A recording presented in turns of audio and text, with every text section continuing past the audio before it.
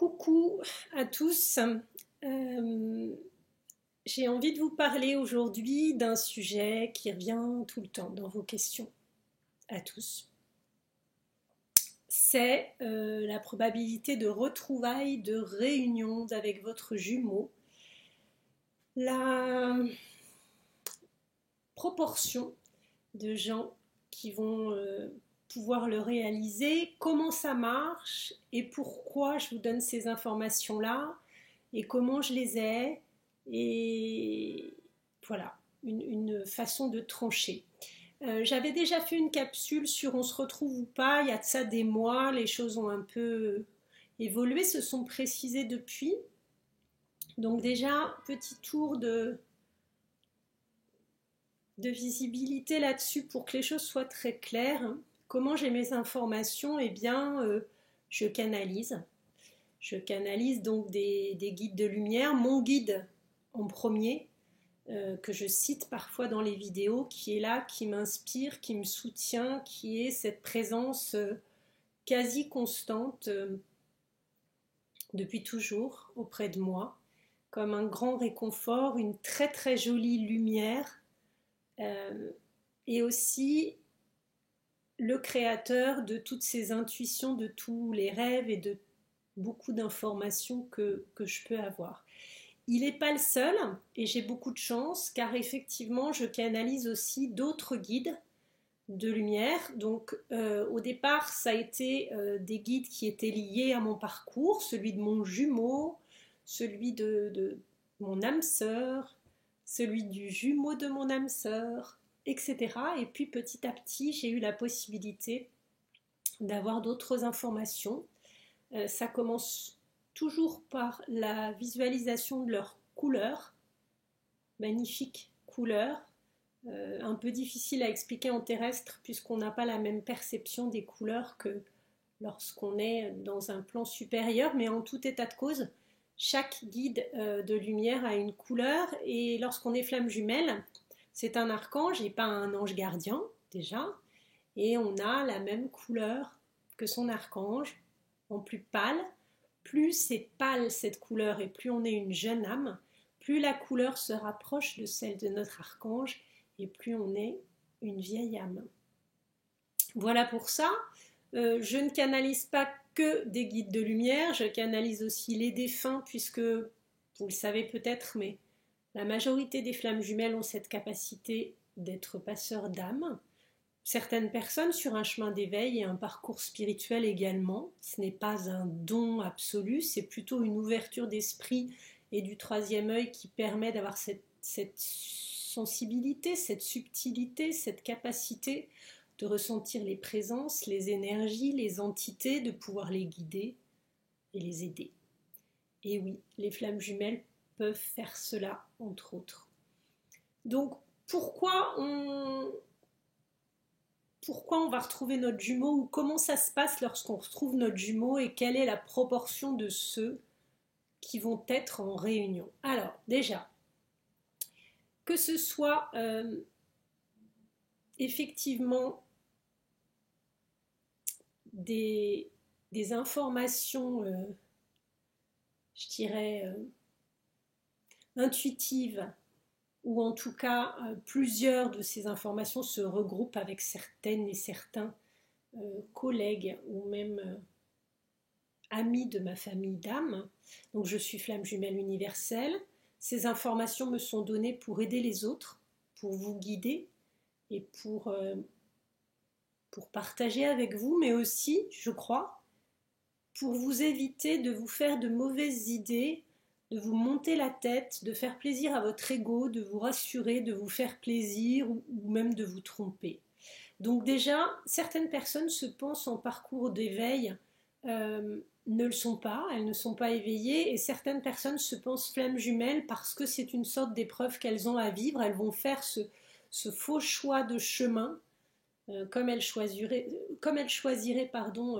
la croisée des chemins, l'embranchement de la nouvelle pousse, et elles vont y aller convaincues qu'elles le sont, et glanant uniquement les informations qui vont résonner avec ça et écartant avec force toutes celles qui vont finalement les en dissuader ou essayer de les décourager. Parce que sur notre route, on va croiser des personnes qui vont effectivement soit appuyer dans notre sens, soit nous dire ah non, non, et il faudra savoir comment ça résonne et ce qui est juste et ce qui est réel. Donc certains et certaines se pensent flammes jumelles et ne le sont pas, mais tout est en ordre. C'est un travail qui est à faire sur elles.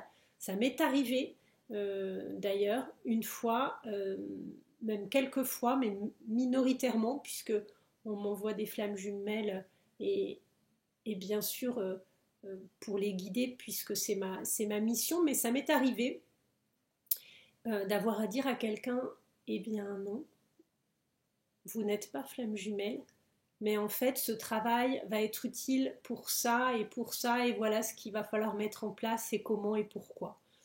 Donc, je vais le redire, 7 milliards d'humains sur cette Terre, 4 millions de flammes jumelles, donc ça fait 2 millions de runners et 2 millions de chasers, puisqu'on sait que c'est toujours un couple de deux polarités, et j'ai pas dit de deux sexes différents, ça peut être deux femmes, deux hommes, un homme, une femme.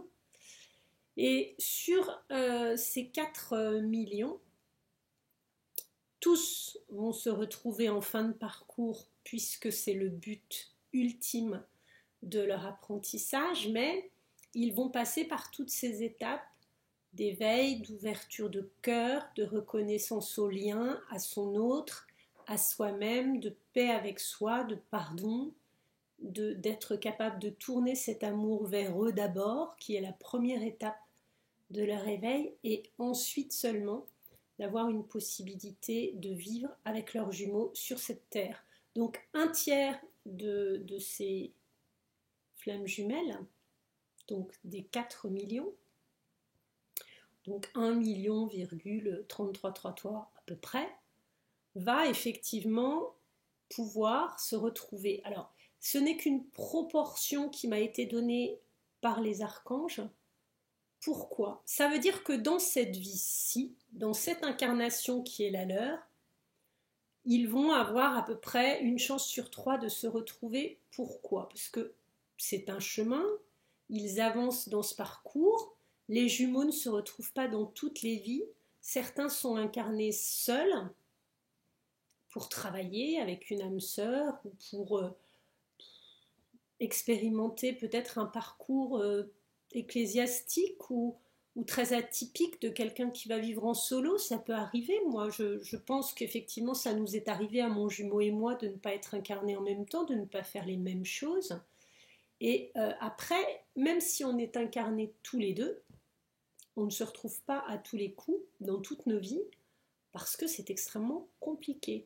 On est amené et formaté depuis des générations, l'éducation de nos parents, la société, le conditionnement, par, je pense aussi, un poids d'héritage religieux, culturel, quel que soit là où on habite, sur le fait d'être une femme ou un homme, et cette pression qui est mise en fait de manière spontanée et qui va nous brouiller les capteurs et ne pas forcément nous permettre ou nous laisser dessiner, j'ai envie de dire, la vérité, la comprendre et la percevoir.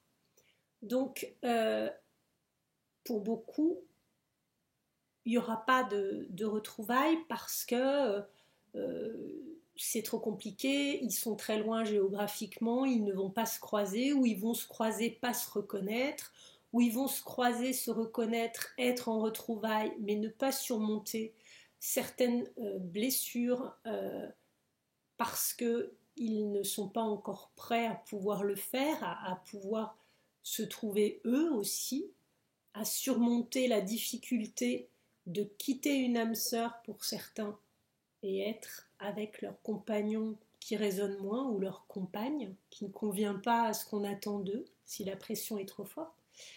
Et puis, pour d'autres, à peu près un tiers, mais cela reste un pourcentage, ils vont non seulement se retrouver, se connecter, se retrouver, mais être en pré-réunion et rester bloqués peut-être à ce stade où on ne se décide pas.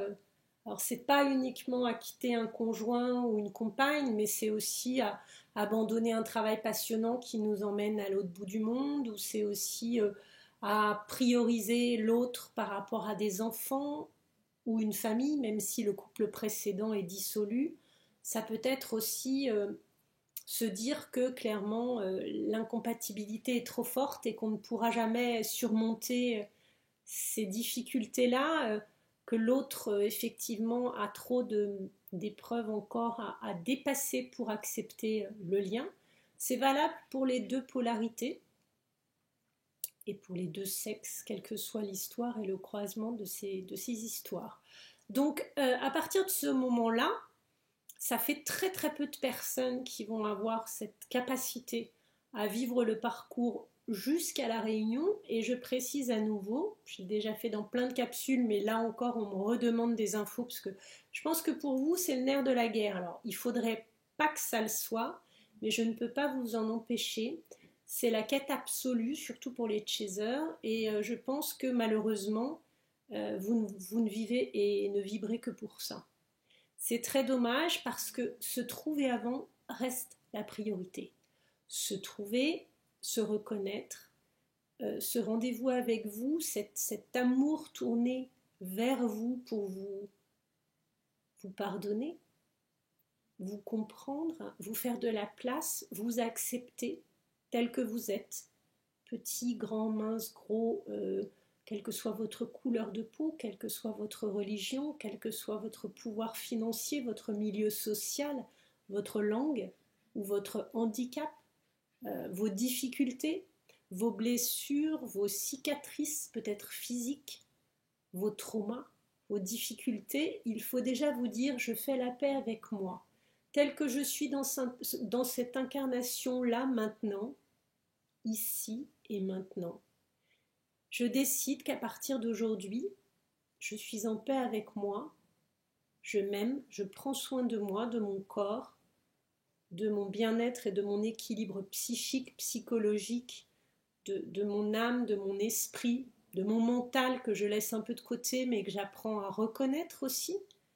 Et à partir de ce moment-là, j'accepte cette idée de cheminer seule, que l'autre soit quelque part sur mon épaule ou toujours un petit peu dans mon cœur, dans certaines de mes pensées à certains moments parce que je suis liée à cette personne, par des filins d'or de chacun de mes chakras liés aux siens, qui font comme ce tissage fabuleux, magique, féerique entre les jumeaux et pour toujours.